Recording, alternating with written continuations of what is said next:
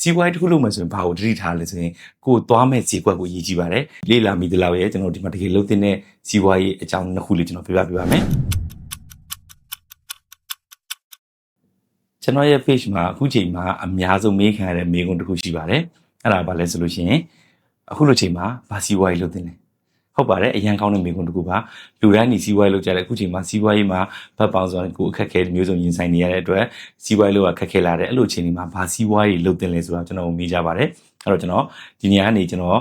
ဒီလေ့လာမိသလောက်ရဲ့ကျွန်တော်ဒီမှာတကယ်လုပ်တဲ့စီးပွားရေးအကြောင်းနှစ်ခုလေးကျွန်တော်ပြပါမယ်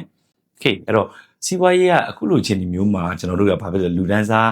ကွာခြားမှုကွာဟောင်းမှုများလာတယ်အဲ့တော့အခြေခံလူဒန်းစားတွေများမယ်လုံးဝ luxury high end ဘက်ကိုသုံးနိုင်တဲ့လူတွေများမယ်စီးပွားရေးတစ်ခုလုံးမှာဆိုရင်ဘာကိုတတိထားလဲဆိုရင်ကိုသွားမဲ့ဈေးကွက်ကိုရည်ကြည့်ပါတယ်ကိုဒီဟိုလုံးဝတကယ်အခြေခံလူဒန်းစားကိုသွားမလားအခြေခံလူဒန်းစားကိုသွားမယ်ဆိုရင်ကျွန်တော်တို့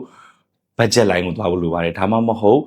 ငွေအရန်ရှိတဲ့လူတွေကိုသွားမလား high end ကိုသွားမယ်ဆိုလို့ရှိရင်လည်းသူတို့ luxury vibe ကိုပေးနိုင်ဖို့လိုပါတယ်အဲ့နှစ်ခုကိုစပြီးစဉ်းစားပါတော့ဒါကတော့စဉ်းစားမဲ့ target market ရဲ့ customer point မှာအဲ့တော့ဘာစီးပွားရေးလုပ်တင်လဲဆိုတော့အခုချိန်မှာ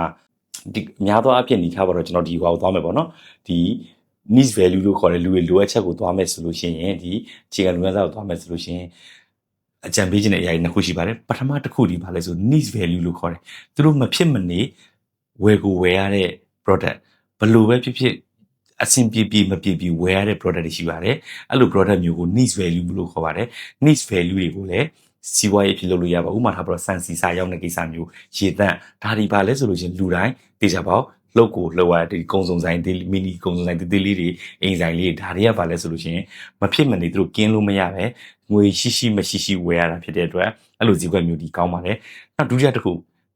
တော့နည်းနည်းလေးကျွန်တော်ပြောပြချင်တဲ့အကြောင်းကတော့ကျွန်တော်ခေါ်တာတော့ low budget entertainment လို့ခေါ်ပါတယ် low budget entertainment ဆိုတာငွေနည်းနည်းသုံးပြီးစိတ်ပျော်ရွှင်မှုရစီတဲ့အရာတွေပေါ့နော်ငွေနည်းနည်းသုံးပြီးစိတ်ပျော်ရွှင်မှုရစီတဲ့အရာတွေပါဘာကြောင့်လဲဆိုလို့ရှိရင်လူတွေအများစုဒီစီးပွားရေးချက်တက်လာနဲ့အများဘာလို့ကြလဲဆိုအားလုံးဒီစိတ်ညစ်နေကြတဲ့အပိုင်းတွေရှိတယ်အဲ့တော့ကိုစိတ်တက်တာကြောင့်ရတဲ့အလုပ်တွေကိုရှာဖွေကြတယ်အရင်တုန်းကဆိုလို့ရှိရင်ကျွန်တော်ထားပါတော့ခရီးထွက်ကြတယ်နောက်ပိုင်းကျခရီးထွက်ဖို့ budget မရှိတဲ့အချိန်မှာဘာလုပ်ကြလဲဆိုလို့ရှိရင်စားတော့ဆိုင်မှာမိသားစုတွေသွားစားကြတယ်ဒီလိုမျိုးပေါ့နော်တချို့ဆိုလည်းဘာသွားကြမယ်ဒါတွေကဘာလဲဆိုကျွန်တော်တို့ low budget entertainment business လို့ခေါ်ပါတယ် low budget entertainment business ဆိုတာ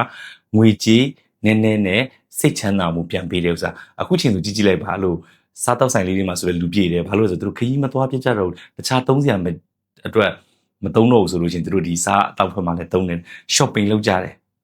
စီတတနဲ့သူပစ္စည်းတွေဝယ်လို့ရတယ်ဆို shopping လုပ်ကြတယ် shopping center တွေသွားကြတယ်ဒါဒီပါလဲဆိုသူစိတ်အပန်းဖြေရငွေကုန်ကြေးကြနေပြီးသူတွေကိုစိတ်အပန်းပြေစေတဲ့ business တွေဟာအခုချိန်မှာလုပ်လို့အရင်ကောင်းပါတယ်အခုဒီနှစ်ချက်ကိုစဉ်းစားပါကျွန်တော်တို့က niche value ကိုစဉ်းစားပါဒုတိယချက်ဒီ low budget entertainment ဆိုတဲ့ business ကိုစဉ်းစားပါအဲ့နှစ်ချက်ဒီအခုချိန်မှာလုပ်လို့ကောင်းတဲ့စီးပွားရေးတွေမှာပါပါတယ်